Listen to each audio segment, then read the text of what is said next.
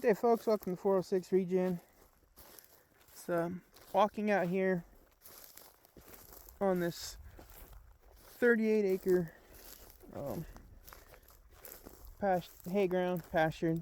So what we are, this ground here is what we're turning into the winter pasture for this year. So instead of leaving all the forage dry standing, I came in here and I baled it up because I was thinking and really wanting to get some winter rye and plant out here so the sheep would have something to graze for the winter. Well, life got in the way, so that is not going to happen. What is going to happen, however, is even though I didn't get to plant that rye and I took all the forage and turned it into bales, this ground, what I have in my head, and I'm going to try to train the sheep to poly, we're going to put the high tensile up around this 40 acres for this winter, and we are going to graze the sheep across it. And when it gets really cold and whatnot, I might just let the sheep have the 40 acres since I screwed up. Yeah, I didn't screw up. Since I wasn't able to do what I wanted to do, I'm going to come out, even if they do get the whole 40 acres to hang around on. And this is, I'll put them out here after it snows, and yeah, they'll probably be out here January 1st or something. I don't really see it being any sooner than that, so the ground's going to be dormant. But there's definitely some areas on this field where I'm going to be doing some major bale unrolling. Because especially out here in this center little ridge line out here, as you can tell, it gets pretty sparse. Now, this is because we're up on top in this clay, and it was farm ground and it's a ridge line, so all this soil's in North Dakota. But I'm gonna graze out pretty heavily, like graze and on roll out here in the center, real heavy, and make it a lot better. Get some cover on the ground since I wasn't able to plant my seed like I was gonna, hence all the bales. But if you get some cover on the ground, even from when I cut, and this is just a skip of where the baler didn't pick up the little bit of windrow. If I get the whole ground looking like that, it'll be extremely nice. Now this field out here, the best it's ever done, these bales are lighter because it was, all the hay was dried up, so there's going to be a few more bales because of that. But the best this field's ever done for hay production was one year when I cut it in half, so basically in this coulee right here, and I did this half minus the hillside, minus this top ridge. I plowed it. This is before regen and before it was wore out. This is what we was told to do. We plowed it up. That next spring, even though we plowed it up, it came in really thick and beautiful. So we didn't plow it up again at that point. We let it grow, made a field. We was able to get 60 bales off of it. That's the best it's ever done. Now those were, 1,500, 1,600 pound bales. I haven't weighed these, But since they're drier and grass, I'm going to go ahead and say they're like 1250s. This year,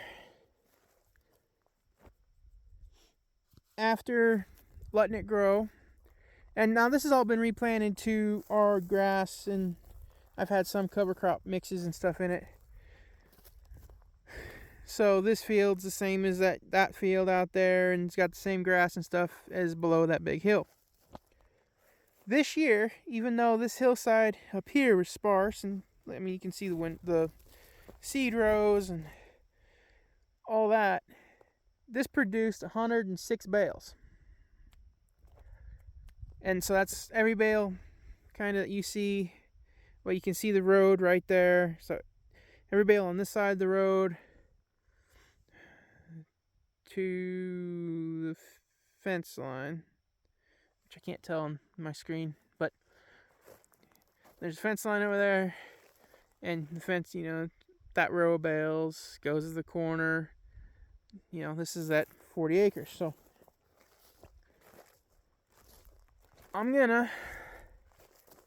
we are going to unroll as much out here as we can. So even if we just let them have this 40 acre paddock from let's say January 1st till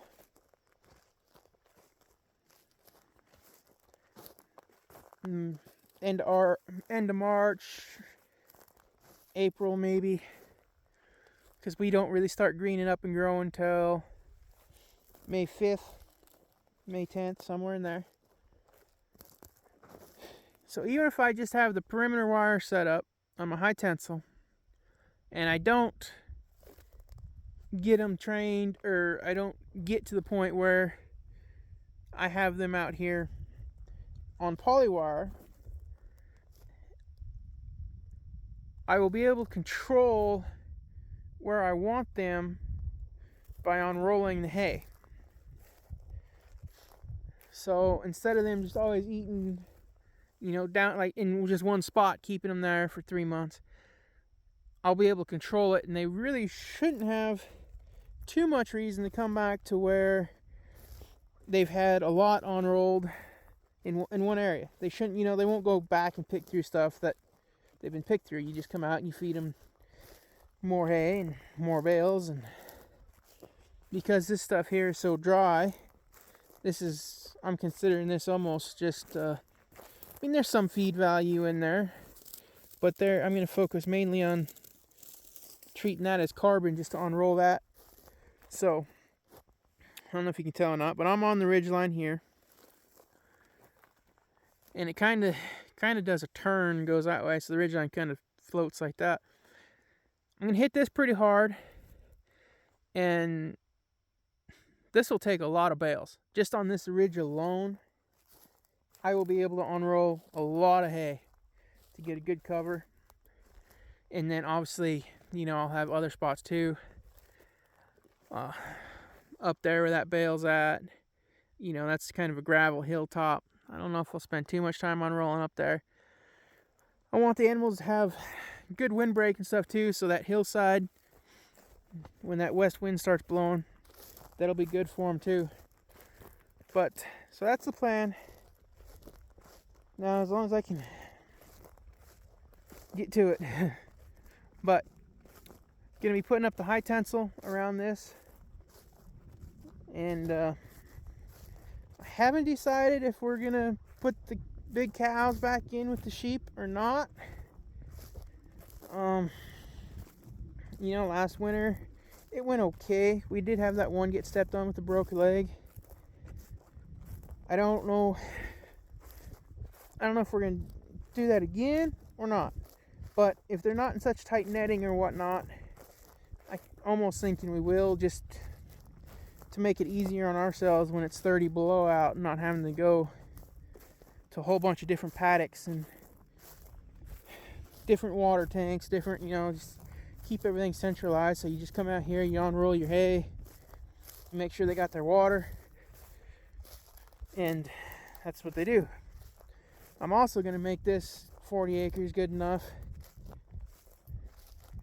that hopefully the dogs will stay in. I'm going to do 7-strand high tensile electric fence. So the two males should be in here anyway, and the female will be at the house until next spring time, or if we put them all together. If we don't, she'll go in with, you know, the other cows or something. But obviously I can't have her with the rams. I put the rams in here because she's still intact, and the Ranger, he's intact. We haven't decided if we're gonna try to have pups out of them yet or not. I was letting people say to let the females get to 2 years old before you get them fixed, so their hips are fully developed and their bones are fully developed. So that's kind of what we're doing, and that's what's got one problem why the dogs are all separated and causing extra grief, but it's the way it is. So it's kind of a little field walk out here. Like I said, this field here put out 105 bales, and I'm going to treat that mostly as just carbon, just to on roll, give the sheep some warm bedding, feed to pick through, but bedding and just cover on the ground. So I have better hay that they will be getting fed continuous. Well, this hay out here is good alfalfa grass mix, so that's what they'll be getting.